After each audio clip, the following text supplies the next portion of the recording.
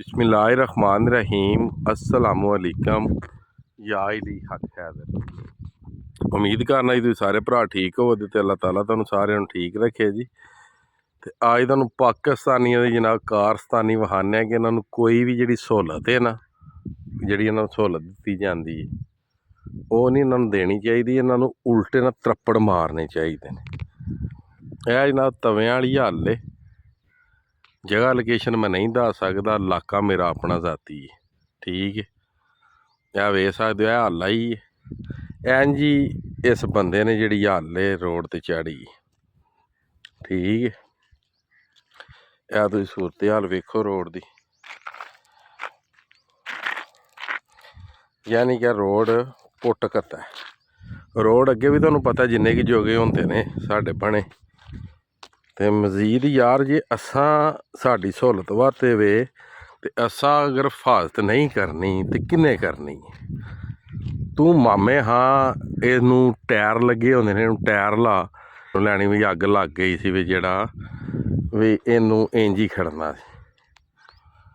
ठीक है, यह हुण सड़क की सारी तबाही। दूसरा रोड वेखो ना जरा तुसीं, माशाअल्लाह सोहना बने सारा। ठीक है, यह तुसीं हुण नज़ारा वेखो भी है की कमाल है। इस वास्ते करके साढ़े नाल जो हो रहा ना वो ठीक हो रहा। साढ़े असी लायक ही ऐसे हैं। ठीक है, साढ़े सिर जी ना 20 जुत्तियां मार के तो एक गिननी चाहिए, या साढ़े नाल वो हाल होना चाहिए जिस तरह उन्हें आख्या सी ना भी 100 गंढा भी खा गया तो 100 लित्र भी खा गया। वो भी अज तुहानूं कहानी सुना छड्डने। नाले रोड की कंडीशन वेखो, होया इंज सी वो एक बंदे नूं सज़ा दित्ती गई तो उन्हें आख्या भी तू 100 गंढा खाना या 100 लित्र खाना है। उन्हें आखिया लित्र डाढे लगते हैं, मैं 100 गंढा खां दा। उन्हें जो 20 की गंढे खाधे तो उन्हें आखिया गंढे कोड़े लगते तुसीं मैनूं लित्र मार लो। ठीक है, उन्हें इंज कम किया जे 30 की लित्र उन्हें पे ना कंड ते जिथे भी अगली गल तुसीं समझ ही गए हो। सही है, उन्हें आखिया लित्र डाढे लगते हैं मैं गंढे खा लेना। करद्या ना इस तरीके नाल ही फिर जो 80 की उन्हें गंढे खाधे उन्हें आखिया गंढे कोड़े ने मैनूं लित्र मार लो। फिर उन्हें इंज कम किया, फिर कोई लित्र खाधे उधरों लित्र 90 की जेडे भी होए तो उन्हें आखिया लित्र डाढे फिर लगते हैं मैं ना गंढे खां दा। वो गंढा भी उन्हें खा लेने जेडे वे कोई 99 की कहता गंढे कोड़े ने मैनूं लित्र मार लो।